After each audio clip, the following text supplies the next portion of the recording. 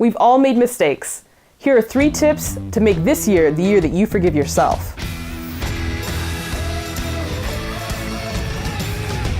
Hi, my name is Kayla Haley with Kidogo.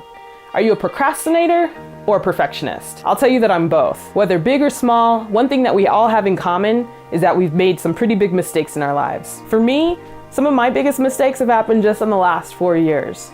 I didn't finish college with 1 class left. I broke up with my boyfriend after dating for about 2 years, and I got fired from the church.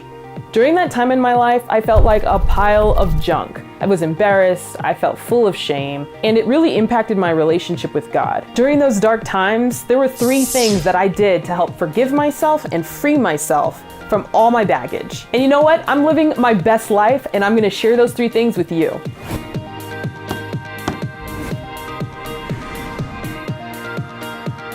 Is it just me, or is there something very attractive about someone who's able to acknowledge that they've made a mistake? Just like any 12-step recovery program, you first have to acknowledge where you are before you can stop and change directions, going to where you want to be. You've got to have a humble and honest conversation with yourself. You've got to be able to identify, how did I get here in the first place? For me, it wasn't until after I dropped out of college that I faced reality and I really understood how bad things really were.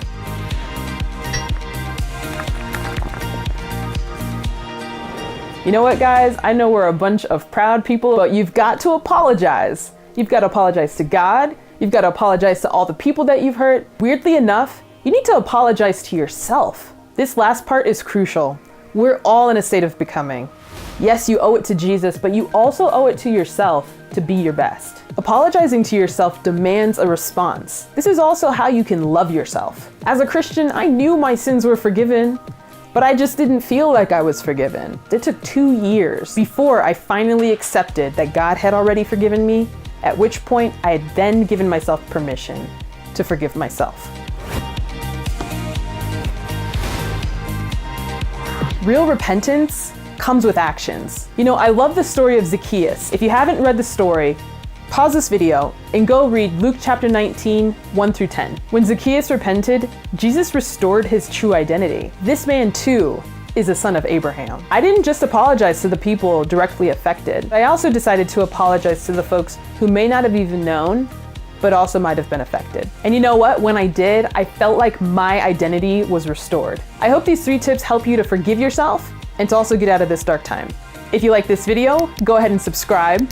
But for now, that's another tool in your toolbox.